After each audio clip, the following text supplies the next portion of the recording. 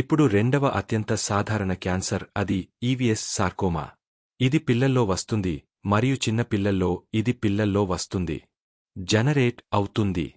మరోవైపు దీనిని మనం చాలాసార్లు బ్లడ్ అని అంటూ ఉంటాం. టైగర్ అంటే ఇక్కడ ఎలా దీనికి తన పని చేసుకునే అనుమతి ఇచ్చారు. దీనిని ఫ్యాక్టర్ పెల్విస్ ఫిక్స్డ్ బోన్ అది కాళ్ల కోసం చేసినది అందులో కొంత సమయం ఇది జరగవచ్చు. ఇప్పుడు ఈ క్యాన్సర్ మసకలు సార్కోమా మరి సార్కోమాతో ఏమి చేస్తారు మేము క్యాన్సర్ డాక్టర్లకు చాలా బ్రెయిన్ క్యాన్సర్లు ఉంటాయి. ఎందుకు? ఇది ఆ వయస్సు ఎప్పుడు పిల్లవాడు తన యౌవనంలోకి ప్రవేశిస్తున్నప్పుడు. తన జీవితంలో ఎంప్లాయ్లో కలలు ఏర్పడ్డాయి. కెరీర్ ప్రారంభం కాబోతోంది. ఆ ఉద్యోగం ప్రారంభం కాబోతోంది. చదువు పూర్తయింది. కాలేజీకి వెళ్లబోతున్నారు. అయితే ఈ పరిస్థితిలో అతనిలో అలాంటి భావోద్వేగం బాలీవుడ్లో ఉంది. ఒకవేళ నా పిల్లలు ఈ వయస్సులో ఉంటే అప్పుడు భావోద్వేగ బంధం ఏర్పడుతుంది. అరే ఇది అయితే మన పిల్లల హార్ట్ పేషెంట్ మరియు క్యాన్సర్ వచ్చింది. ఇందులో మేము డాక్టర్లపై చాలా భావోద్వేగంగా కూడా ఒత్తిడి పెడుతుంది. సింగర్ ఏడీ ఇండియన్ సార్కోమా ఇది మరియు చిన్న పిల్లల్లో వస్తుంది. మనం చూసినప్పుడు మన పిల్లల వయస్సు పిల్లలు మన దగ్గరకు వస్తారు అప్పుడు అది ఒక భావోద్వేగ అటాచ్మెంట్ అయిపోతుంది. వారు తమ జీవితాన్ని చాలాసార్లు మాకు చాలా బాధ కలిగింది. నన్ను ఉండనివ్వండి. డాక్టర్ పని మిషన్ను అప్డేట్ చేయడం మేము చేస్తాము. ఇప్పుడు మూడవ క్యాన్సర్ గురించి మాట్లాడితే అది బాండ్ సార్కోమా. ఇది తరచుగా మిడిల్ వెయిట్ అంటే 40-30 నుండి 50 సంవత్సరాల వయస్సులో ఉన్నవారిలో మరియు లేదా అయితే భుజం పెల్విస్ లేదా హిప్స్ వద్ద ఈ చోట వస్తుంది. మరియు ఇది బ్యాక్ కన్ఫ్యూజన్. మనం అనుకుంటాం అరే నడుస్తూ ఎవరైనా పడిపోయారు, ఫ్రాక్చర్ అయింది, నొప్పి వస్తూ ఉంటుంది, వాపు వచ్చి ఉంటుంది మరియు దాదాపు మరియు సగటు ఇది వినడానికి ఇది పైకి లేట్ అయ్యే టైం అవుతుంది ప్రజలు మన జుట్టు రక్తంతో. దీనికోసం ఈ 3 క్యాన్సర్ల టైప్ అర్థం చేసుకోవడం అవసరం. అవి ఎలా ప్రెజెంట్ అవుతాయి, ఈ ఓవర్లో ప్రెజెంట్ అవుతాయి, ఇవన్నీ మీ బాడీకి సంబంధించిన విషయాలు. ఇప్పుడు అసలు విషయానికి వస్తే క్యాన్సర్ను అనుమానించాం. క్యాన్సర్ అని అనుకున్నాం అయితే ఇప్పుడు ఏమిటి? ఎలా రోలవుట్ చేయాలి? ఎలా నిర్ధారించాలి ఇది క్యాన్సరేనా లేదా మరి మన అయితే నేను చాలామంది వ్యక్తులతో ఆన్లైన్ కన్సల్టేషన్ చేస్తుంటాను మరియు ఈ రకమైన హిస్టరీ వగైరా నాకు చెప్తుంటారు. అప్పుడు మొదట నేను బేసిక్ టెస్ట్ చేస్తాను. ఎక్స్రే ఈరోజు మీకు దేశంలోని ప్రతి మూలలో ఉంది మరియు చాలా సింపుల్ టెస్ట్. 5 నిమిషాల్లో వచ్చేస్తుంది. రిపోర్ట్తో వచ్చేస్తుంది మరియు నా వెనుక కూడా ప్రజల ఆర్డర్లు ముద్రించిన చిన్నవి ఉంటాయి. మొదట ఎక్స్రే చేయించి ఎక్స్ప్రెస్ అప్లోడ్ చేయండి. ఎన్ని టెస్టులు వచ్చినా అడ్వాన్స్గా ఉండొచ్చు. బోన్ క్యాన్సర్లో ఎక్స్రే యొక్క ప్రాముఖ్యత అత్యంత ఎక్కువగా ఉంటుంది. అది ఇంపార్టెంట్ ఎక్స్రే ఆధారంగా మరియు ఎక్స్ నుంచి 2 రకాలవి ఉన్నాయి. ఒకటి ఏ చోట క్యాన్సర్ స్టేషన్ ఉంది, తర్వాత 4 లేదా ఇంకెక్కడైనా ఆ చోటు యొక్క ఎక్స్రే మరియు ఛాతీ యొక్క ఎక్స్రే. 1-2 ఎక్స్రేలు ఇంపార్టెంట్. 22 నుండి 25% క్యాన్సర్ ఉదాహరణకు స్టేజ్కి చేరుకున్నప్పుడు ఎక్కడ అది అయితే పట్టుబడుతుంది. ఉచితంగా కాబట్టి కేవలం 100 ఎక్స్రేలు చూసి మనం మెజారిటీ యొక్క సపోర్ట్ యొక్క హై వోల్టేజ్ చేయండి మరియు అడ్వాన్స్ ఇస్తుంది. ఇప్పుడు ఇంకా అడ్వాన్స్ టెస్టులు ఏమేమి ఉంటాయి? ఉదాహరణ నేను మీకు చెబుతాను. టెస్టులు ఉండవచ్చు. ఉదాహరణకు సిటీ స్కాన్. అవి ఎక్స్రే వంటివే అయితే రేడియేషన్ చేసి మీ మొత్తం బాడీని చెక్ చేస్తుంది మరియు టెస్టులు ఉంటాయి. ఎంఆర్ఐ ప్రతిచోటా అందుబాటులో ఇస్తారు కానీ కింద మెరిట్లో చిన్న పెద్ద సిటీలలో అయితే డెఫినెట్గా అవైలబుల్ మరియు ఎంఆర్ఐ ఇంపార్టెంట్ అవుతుంది. బేసికల్గా క్యాన్సర్ యొక్క లోకల్ స్ప్రెడ్ అంటే ఇక్కడ ఒక కోల్డ్ క్యాన్సర్ అయితే మరి మసిల్స్ను ఇన్వాల్వ్ చేస్తుందా? బోన్ లోపల కూడా అంతవరకు ప్యాడ్ చేసి ఉంటే ఎంఆర్ఐ ద్వారా తెలుస్తుంది. అది అడ్వాన్స్ సెంటర్. ఉదాహరణకు చాలా పెద్ద సిటీస్ ఉదాహరణకు ఢిల్లీ, ముంబై, హైదరాబాద్, బెంగళూరు వగైరా. అక్కడ పీటీ-సిటీ స్కాన్ మరియు పీటీ-సిటీకి డిఫరెంట్ టైప్స్ ఉంటాయి. కానీ సరిగ్గా ఎన్డీజీ పీటీ-సిటీ స్కాన్ అత్యంత కామంగా ఉపయోగించబడుతుంది మరియు కొంతమంది ఇంకా స్కాన్ కూడా చేయించుకుంటారు. ఇది నగరం ప్రతిచోటా అందుబాటులో ఉండదు. ఎక్స్రే మరియు సిటీ స్కాన్ ప్రతిచోటా అందుబాటులో ఉంటాయి కాబట్టి పాయింట్ నంబర్ 5. మనం ఇవన్నీ స్కాన్ చేయించుకున్నట్లయితే మరియు స్కాన్ ద్వారా తెలిసిపోయింది కూడా తెలిసింది అవును ఇది అయితే హై క్యాన్సర్ అయ్యే అవకాశం ఉందని తెలుసు. ఇప్పుడు ఏమిటి? తర్వాత ఏమి చేయాలి అంటే స్కాన్ తర్వాత మనం నిర్ధారించాలి క్యాన్సర్ ఏ టైప్ది అని. నేను మీకు 3 టైప్స్ చెప్పాను కాబట్టి ఏ టైప్ది అయితే అది నిర్ధారించిన తర్వాత దాని వరకు ఫ్రీక్వెంట్ ప్లానింగ్ జరుగుతుంది. మరియు మూడింటి టెస్ట్ ప్లాన్ డిఫరెంట్గా ఉంటుంది లేదా ఏ టైప్ సర్జరీ చేయాలి, ఏ టైప్ది కీమోథెరపీ ఇవ్వాలి, ఏ టైప్ది ఇంకేదైనా చేయాలి, ఆ క్యాన్సర్ టైప్ ఇంపార్టెంట్ అవుతుంది. దీనికోసం టైప్ పాటించడానికి ఇప్పుడు చేస్తాం బయాప్సీ.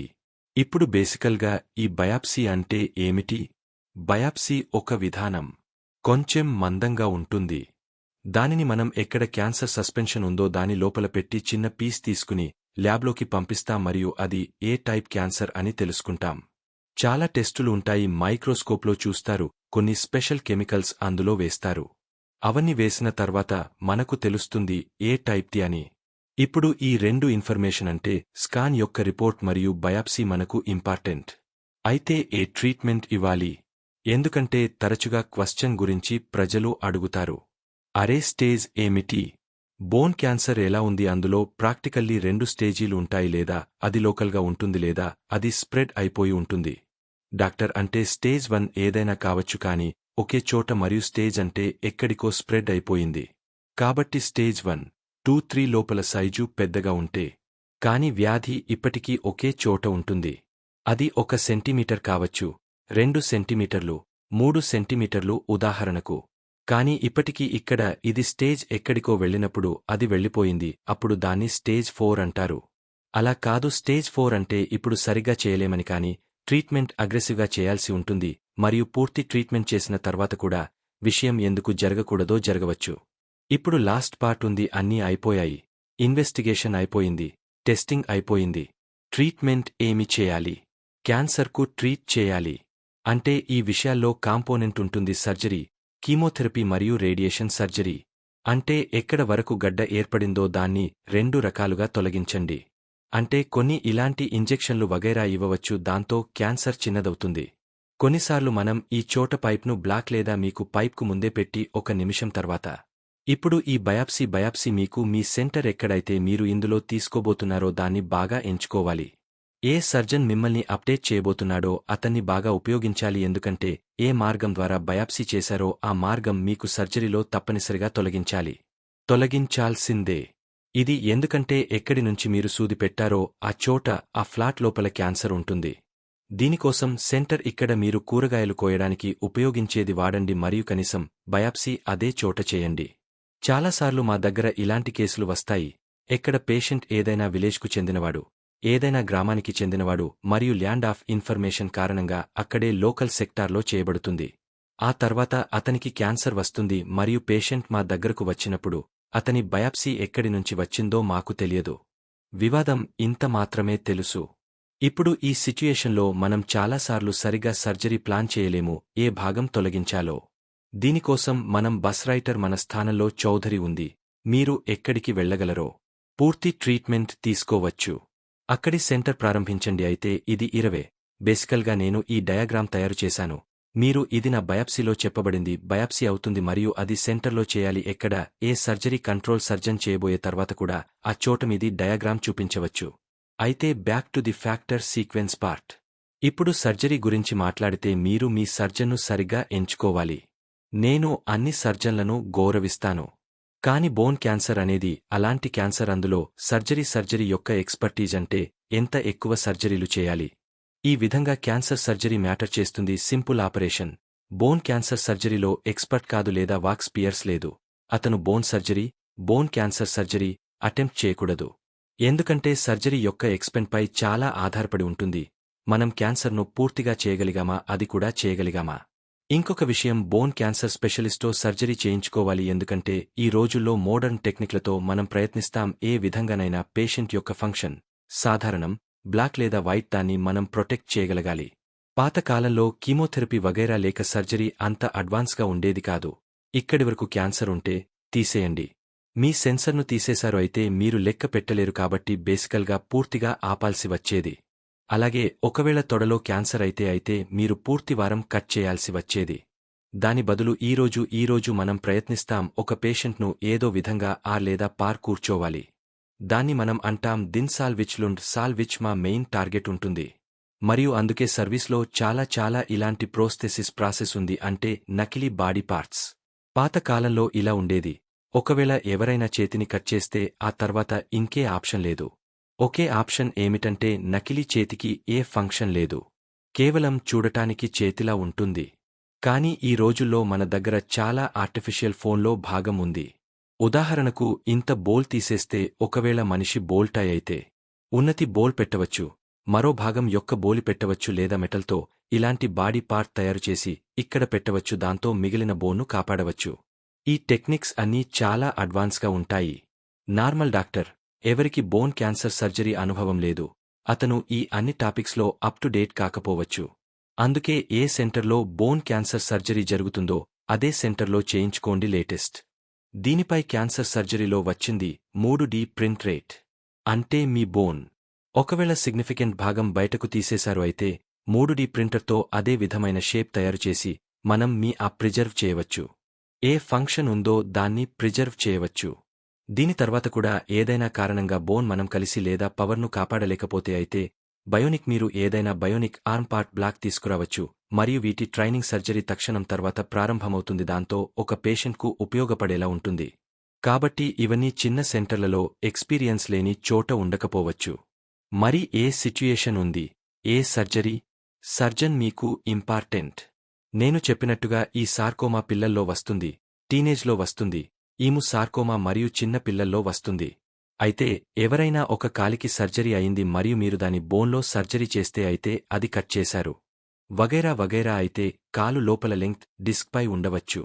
ఒకటి పొడవుగా ఉండవచ్చు, మరొకటి చిన్నగా ఉండవచ్చు. దాని కారణంగా పేషెంట్ పిల్లవాడి పోస్చర్ పాడవచ్చు, డెవలప్మెంట్ పాడవచ్చు.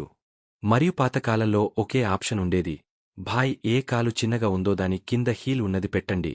కానీ ఈ రోజుల్లో అలా కాదు. మన దగ్గర చాలా అడ్వాన్స్డ్ మెగా ప్రోస్థెసిస్ వచ్చాయి. వాటిని కోర్ లోపల పెడతారు. అవి కోచ్ను పెద్దగా చేయవచ్చు. ఒకవేళ బోన్లో ఆ భాగం చెబితే ప్యాంట్ పైన ఉంటే అది పుట్టే ప్రాసెస్తో ఎక్స్పాండబుల్ అంటే దాని లోపల దీనిని మనం దాన్ని ఎక్స్పాండ్ చేస్తూ వెళ్తాం. అప్పుడు పేషెంట్ యొక్క హైట్ కూడా పెరుగుతూ ఉంటుంది, అందువల్ల హైట్ పెరుగుతూ ఉంటుంది. అప్పుడు పేషెంట్కు ఫ్యూచర్లో హైట్ విషయంలో డిస్టర్బెన్స్ రాదు. కాబట్టి ఈ అన్ని అడ్వాన్స్డ్ టెక్నిక్స్ బోన్ క్యాన్సర్ సర్జరీలో ఇంపార్టెంట్. మీరు కనీసం ఒక సెకండ్ ఒపీనియన్ను ఆన్లైన్లో ఒపీనియన్ ఇవ్వవచ్చు. స్పాట్లో డాక్టర్స్ ఉన్నారు, ఏ విధమైన సర్జరీ, ఏ విధమైన ప్రోస్థెసిస్, ఏ విధమైన ఆర్టిఫిషియల్ బాడీ పార్ట్ పెట్టి క్యాప్టన్ డబ్బే సెట్ చేయవచ్చు. దాని పర్సన్ అవ్వొచ్చు లేదా ఒకవేళ చేయలేకపోతే తర్వాత ఏమి చేయవచ్చు. ఈ విధమైన అందరూ ఇవ్వవచ్చు. ఇప్పుడు కీమోథెరపీ గురించి మాట్లాడితే మీకు సార్కోమా కీమోథెరపీ చాలా స్టాండర్డ్గా ఉంటుంది. గత చాలా సంవత్సరాలుగా కానీ చిన్న సెంటర్లలో లేదా ఇక్కడ చాలా దగ్గరగా ఫ్రీగా సెంటర్లో చేయవచ్చు. పూర్తి డోస్ కీమోథెరపీ ఇవ్వలేకపోవచ్చు చాలా కారణాల వల్ల. మోస్ట్ ఇంపార్టెంట్ కీమోథెరపీ సార్కోమాకు ఉంటుంది. దాన్ని ఇచ్చేది అడ్రియా నుంచి తీసుకుని సెట్ వరకు ఎక్స్పెక్ట్గా ఉంది. దాన్ని పెద్ద సెంటర్లో ఒక స్టాండర్డ్ సెంటర్లో చాలా ఎక్కువ రేటింగ్. మీ ఏదైనా ఫ్రెండ్తో డబుల్ మెడిటేషన్ చిన్న సెంటర్లలో అవైలబుల్ కాకపోతే వాట్సన్ జిమ్ రీసెర్చ్ సెంటర్ ఉంది. అక్కడ మనం భారాన్ని తగ్గించి చూపించాలి ఇవ్వాల్సి ఉంటుంది. పేషెంట్ సేఫ్టీ కోసం సిట్యుయేషన్లో ఉండవచ్చు, రిజల్ట్ కూడా తక్కువ రావచ్చు. ఇందులో ఏమి చేయాలి అంటే బోన్ క్యాన్సర్ కీమోథెరపీ బోన్ వ్యాధి ఉంటుంది. మీరు అదే సెంటర్లో కింద ఏముంది, ఈ అన్ని ఇంజెక్షన్లు ఇవ్వడానికి ఫెసిలిటీస్ అవైలబుల్ ఉన్నాయి. ఈవింగ్ సార్కోమా కోసం కొన్ని ఇతర రకాల ధర కూడా ఉంటుంది. లైక్ ఇంటరెస్టింగ్ మేడం, వాతావరణ మైట్, వీటిని సైడ్. అయితే ఈ విధమైన కీమోథెరపీని ఇవ్వడానికి ఒక ప్రత్యేకమైన పద్ధతి ఉంటుంది. అందులో చిన్న పిల్లలు ఉంటారు. వారికి మనం మళ్ళీ ఇంజెక్షన్లు వేయము. హంసఫర్ ఇంపోర్ట్ చేస్తామైతే డిక్లైన్ ఫిట్ చేస్తారు. వెరీ సెపరేట్ వీడియో ఇది అంతా. జీవద్రవ్యం గురించి నేను కనీసం అరగంట 40 నిమిషాల వీడియో చేస్తున్నాను. ఎలా మీరు వారి సైడ్ ఎఫెక్ట్స్తో డీల్ చేయగలరు, ఎలాంటి సైడ్ ఎఫెక్ట్ రావచ్చు, దాన్ని ఎలా నివారించవచ్చు. ఆ వీడియో మీరు చూడవచ్చు. అది ఏమి అవుతుంది, ఎందుకు వేస్తారు, ఎలా ఏమి ప్రయోజనాలు ఉంటాయి, ఎలా పైకి రావచ్చు. దీని గురించి కూడా నా ఛానల్లో ఉన్న వీడియోలు ఉన్నాయి. డిక్లైన్ అంటే ఏమిటి, వికలాంగుడు ఎలా నడుస్తాడు, పిల్లల్లో ఏమి వేయాలి, ఇవన్నీ సెపరేట్ వీడియోలు. కాబట్టి మీరు చూశారు. క్యాన్సర్ టైప్పై డిపెండ్ అవుతుంది సర్జరీ ఎంత పవర్ఫుల్, కీమోథెరపీ ఎంత ఇంపార్టెంట్. నేను ఏదైనా విషయం మీతో మాట్లాడితే రేడియేషన్, ఇప్పుడు రేడియేషన్ ప్రతి చోట అవైలబుల్ కాదు. రేడియేషన్ మెషిన్ కూడా చాలా వేగంగా టెక్నాలజీ మారుతుంది. అయితే అడ్వాన్స్డ్ సెంటర్ ఎక్కడ లేటెస్ట్ మెషిన్ అవైలబుల్ ఉందో అక్కడ మీరు ట్రీట్మెంట్ స్టార్ట్ చేయాలి. ఎందుకంటే ఒకవేళ ఇది ఏదైనా చోట క్యాన్సర్ అయితే ఎంత చోట రేడియేషన్ ఇవ్వబోతున్నారు? ఏదైనా స్పెషల్ ప్యాకేజ్ అవైలబుల్ ఉందా? రిలీఫ్ లాంటి ఎఫెక్ట్ ఉంటుంది ఐ మీద? ఆపరేటర్ ప్రెడిక్షన్ అంటే సర్జరీ చేస్తున్నప్పుడు సర్జరీ చేసి ఎముక తీస్తారు రేడియేషన్ డిపార్ట్మెంట్.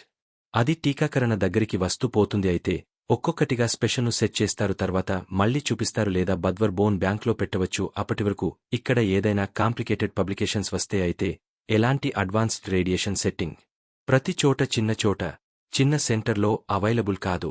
మీ సెంటర్ను మీరు సరిగ్గా ఆలోచించి అర్థం చేసుకుని ఎంచుకోవాలి. హోమ్ క్యాన్సర్ వరకు ఒక వరల్డ్ కంప్లీట్ ట్రీట్మెంట్ ఐడియల్ ఒకే చోట ఉండాలి.